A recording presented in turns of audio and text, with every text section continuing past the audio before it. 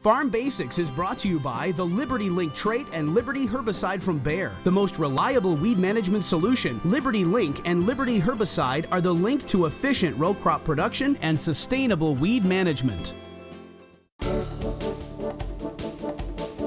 In our Farm Basics time today, we're going to talk about the value of wheat stover. As this year's wheat crop comes off, you may be tempted to bale up the stover and sell it to somebody else or use it with livestock in your operation. We're going to talk about how much that stover is really worth before you make those decisions. Well, if you're a non-farmer too, we just want you to understand that it's not just the grain out in the field that has value, it's also the straw, the stalks that are left, those types of things, they have value. So just last winter, I put something together for our Ag PhD winter workshops, and I just pulled the sheet out today, and we were talking about this wheat stover thing, and I said, you know, that wheat stover is worth a lot of money based on relatively current values for nutrients, so like nitrogen, phosphorus, potassium, sulfur, calcium, micronutrients. We figure that roughly 1 ton of dry matter, so that's in other words, a ton that's dried completely down, so 0% moisture. So that's not a ton of actual straw because that's going to have some moisture in it. But still, a ton of dry matter is roughly worth just shy of $40.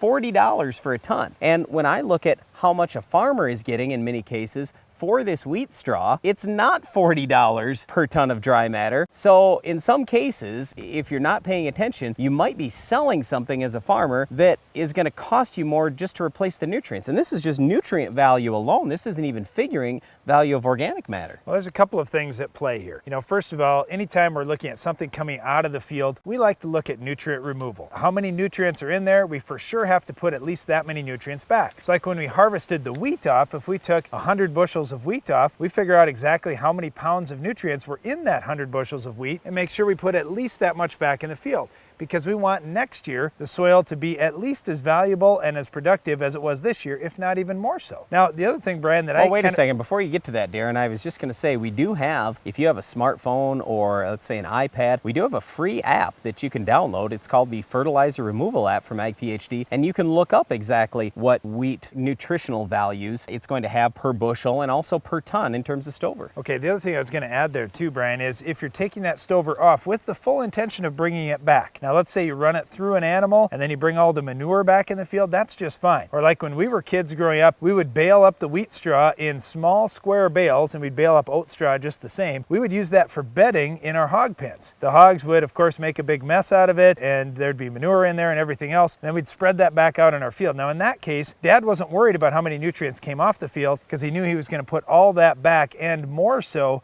when he spread that manure back in the field. So if that's your plan for your operation, you're in good shape.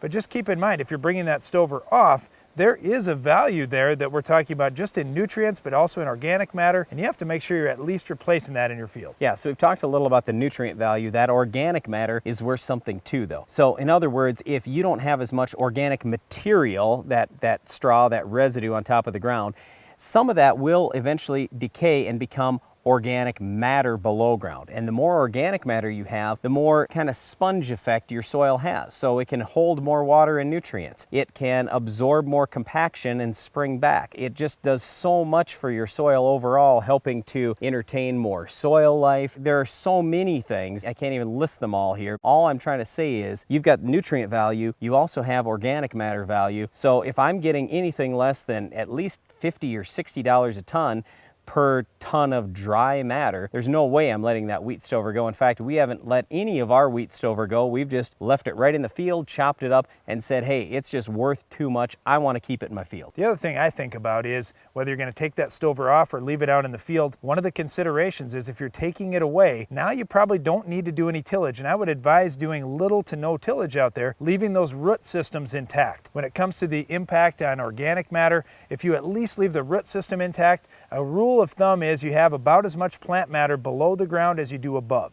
So you've at least left half the plant matter out in your field, and that's the part that's going to do the most for you in helping building organic matter. So if you're taking some stover off, please don't do much tillage out there, if any, to try to maintain your organic matter levels. Well, once again, we just wanted you to understand that wheat stover or any stover has a fair amount of value, and please figure that out each year, and you can run some numbers yourself. There are many universities that have nice little calculators online for you based on today's nutrient value, whatever year it happens to be, and whatever nutrient values values are in your particular area. We just want you to understand what your costs are before you sell off your stover for too little money. Well, one important thing to recognize your costs on is weed control. We'll show you how to stop this tough weed later in the show.